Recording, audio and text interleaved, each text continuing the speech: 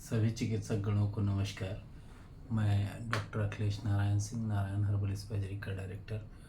आज what is fever की series को हम पढ़ते हुए इसको आज विराम देंगे और कल नहीं मतलब नेक्स्ट वीडियो से हम लोग सर्कुलेशन डिपार्टमेंट को थोड़ा सा रीड करेंगे।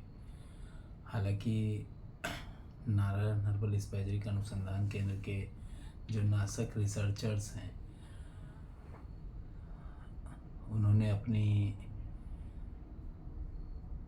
सहभागिता दिखाई है और उसी को ध्यान में रखते हुए मैं क्लासेस को और आगे बढ़ाने का जो क्रम है उसको आगे बढ़ाता हूँ। आज हम नारायण हर्बल स्पेशलिटी अनुसंधान केंद्र के द्वारा संचालित एक कोर्स है, ऑनलाइन फ्री एजुकेशन प्रोग्राम। इस एजुकेशन के माध्यम से मैं प्रयास कर रहा हूँ कि आप सभी को NHEH BSc जो कोर्स है इसके माध्यम से फ्री में इसलिए बोलूँगा क्योंकि मेहनत तो आपको करनी है। मैं आपको कंसेप्ट दे रहा हूँ, प्रोटोकॉल बनाएंगे, आप सिलेक्शन ऑफ मेडिसिन सेलेक्ट करना सीख जाएंगे और डाइल्यूशन और डोजोलॉजी पे अगर आप फंसते हैं तो मैं यही कहूँगा कि 24 और 25 दिसंबर, कुछ लोगों ने मार्च कहा, मार्च नहीं है, कंफ्यूज कर रहे हैं वो आपको।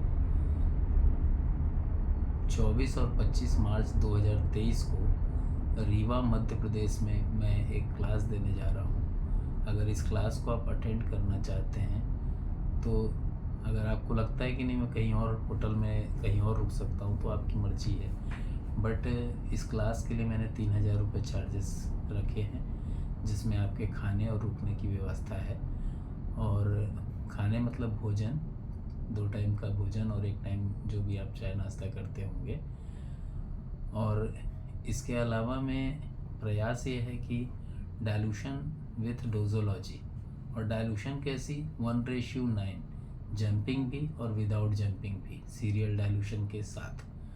तो तीनों वे में मैं उस चीज़ों को सिखाने जा रहा हूँ। अगर आपको लगता है कि मैं इसमें छूटता हूँ या चूकता हूँ तो आप बिल्कुल उस क्लास को अटेंड कीजिए और डाउट सारे आपके क्लियर हो जाएंगे। फिर उसके बाद ना तो 30 की ज़रूरत है, ना 200 की, ना 500, ना 1000, ना 10,000, ना बैक पोटेंसी की आवश्यकता पड़नी है। केवल एक D3 बेस अपने आप में सक्षम है। प्रैक्टिस ऑफ मेडिसिन के बारे में अगर पढ़ना चाहते हैं तो मैंने डॉक्टर शेख मंसूर, जो कि महाराष्ट्र के एक डॉक्टर थे, जिन्होंने मुझे काफ़ी ज्ञान दिया था और उसी के आधार पे मैंने 60 मेडिसिन के ऊपर सिंगल मेडिसिन वाइज आप अगर प्रैक्टिस करना चाहें तो वो आपके लिए काफ़ी मददगार है जब सिलेक्शन ऑफ मेडिसिन आप कर रहे हों। तो इसी क्रम में आज हम लोग पढ़ेंगे डेंगू। डेंगू मैं समझता हूँ आप लोग सभी लोग जानते हैं डेंगू होता क्या है, फिर भी मैं इसके बारे में बताना चाहूँगा। इसको अस्थि भंज ज्वार कहते हैं या इसको आप डेंगू फीवर भी कह सकते हैं। इसके कुछ और भी नाम हैं, जैसे दंडक ज्वार, break bone fever, dengue fever, डैडो फीवर, डैडी फीवर और सुलुम अस्थि, या यूं कह सकते हैं सूल अस्थि।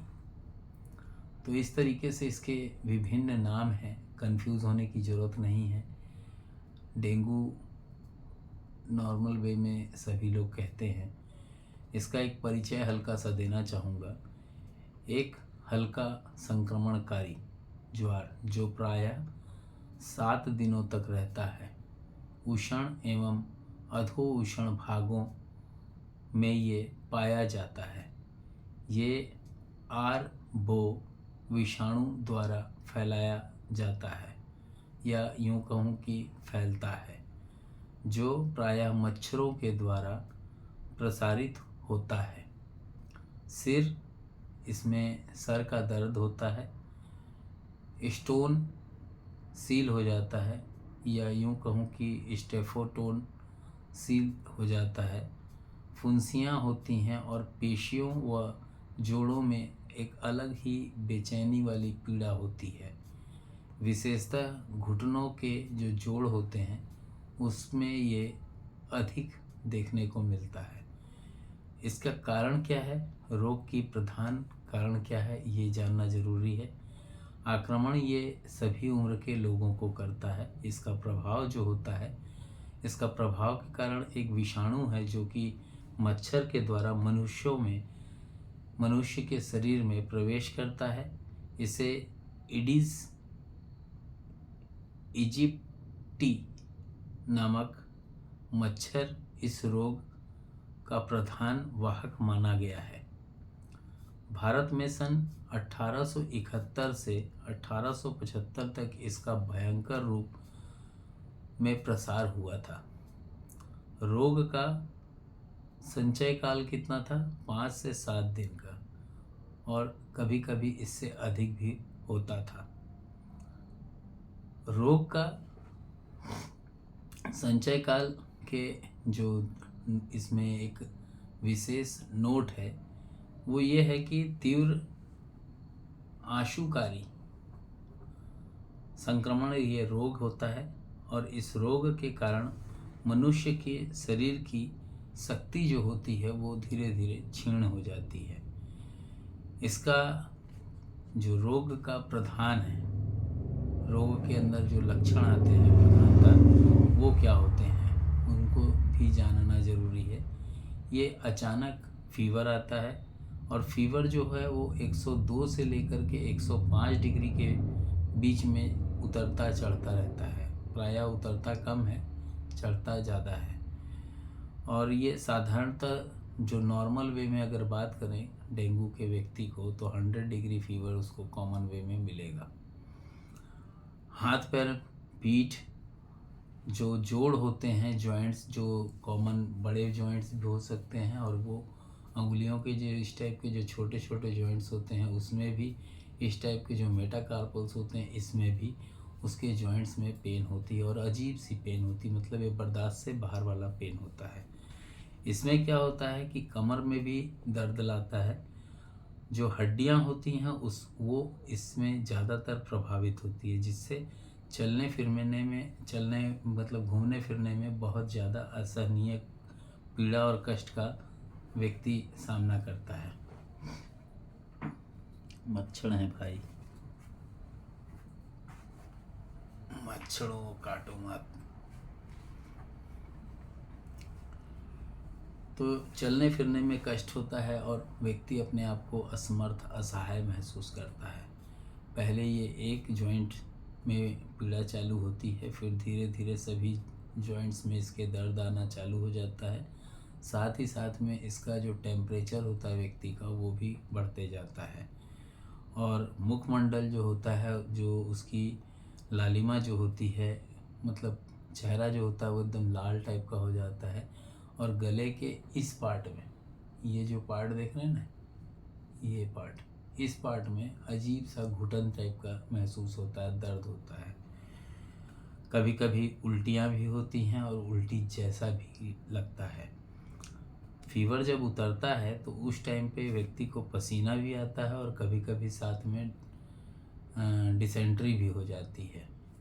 इसमें जो फीवर होता है वो मतलब बोलना चाहिए, क्या बोलना चाहिए, ये जो नॉस्ट्रिल होता है, नॉस्ट्रिल ऐसे नहीं बताना चाहिए, ये जो पार्ट हुआ, जैसे मैंने चश्मा पहना हुआ है, ये देख रहे होंगे, ये जॉइंट वाला जो पार्ट है, इस पार्ट पे एक अजीब सा पेन होता है, और पेन के साथ साथ में कभी कभी नॉस्ट्रिल ब्लीडिंग भी हो जाती है, नाक से ब्लीडिंग चालू हो जाती है।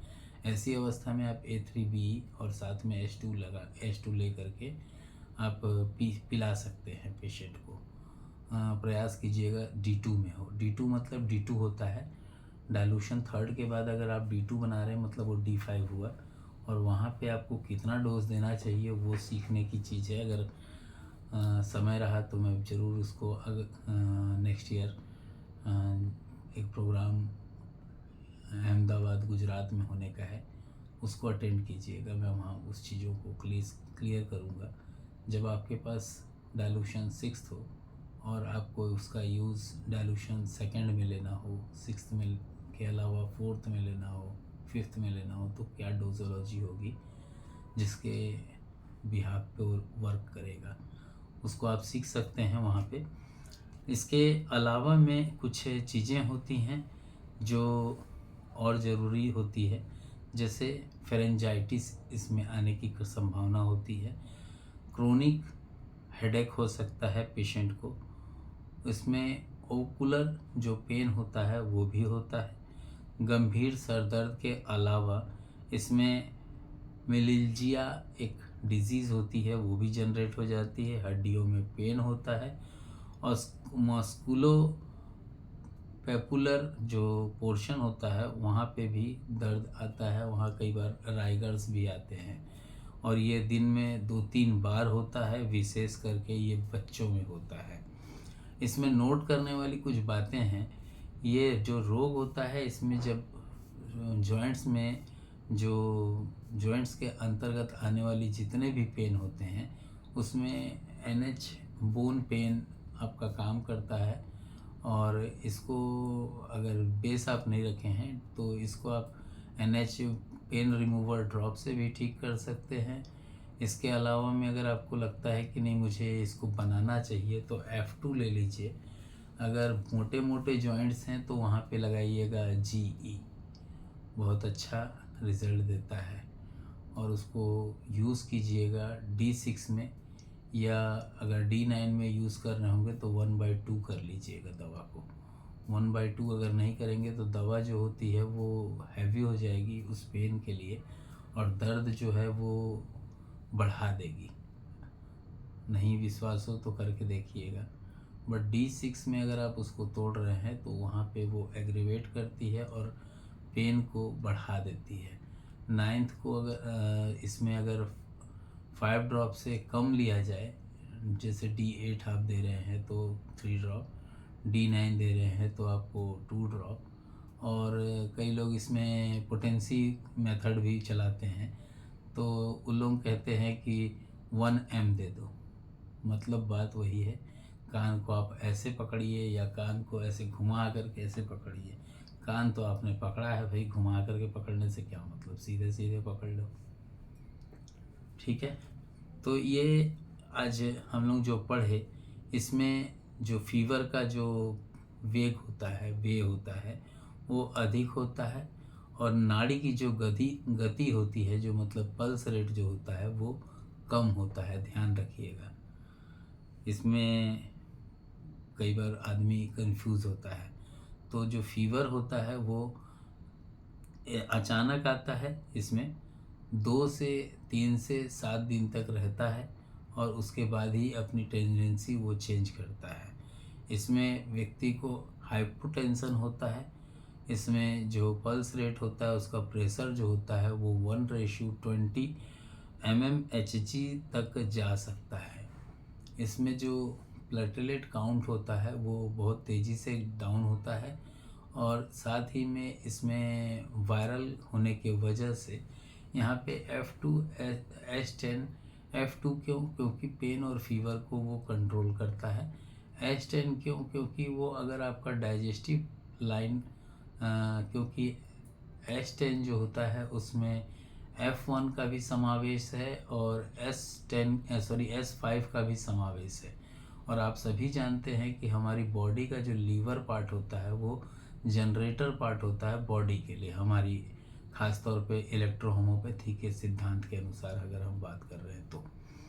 साथ में यहाँ क्योंकि वायरल है इसलिए F2 का रोल प्ले बहुत अच्छा होता है। अगर इसको आप देते हैं D9 में तो बहुत अच्छे परिणाम मिलते हैं। बट अगर आप डाइल्यूशन 3rd से बना रहे हैं तो, या डाइल्यूशन 4 से बना रहे हैं, क्योंकि लोग D3 के नाम पे बहुत धोखाधड़ी करते हैं। अब मैं अगर बोलूँगा धोखाधड़ी करते हैं तो मेरे पीछे पड़ जाएंगे भैया, है ना। तो अगर आप D3 बेस यूज़ करते हैं तो मैं बता रहा हूँ जो चीज़ उसको आप कर लीजिएगा। बट अगर आपको लगता है कि नहीं मैं किसी से क्या लिया हूँ उसके अनुसार आप देख लीजिएगा भैया। आज की क्लास मैं यहीं विराम देता हूँ। थोड़ा सा काम का प्रेशर ज़्यादा होने की वजह से आज क्लास थोड़ी लेट हो गई है। बट यही टाइम है 11 से 3:30 के बीच में। मैं समझता हूँ अभी टाइम 3 बज रहा है, तो इस क्लास को मैं विराम देता हूँ। जय हिंद, जय इलेक्ट्रो होम्योपैथी, जय काउंट सीजर मेटी जी, जय नासक मेथोडोलॉजी।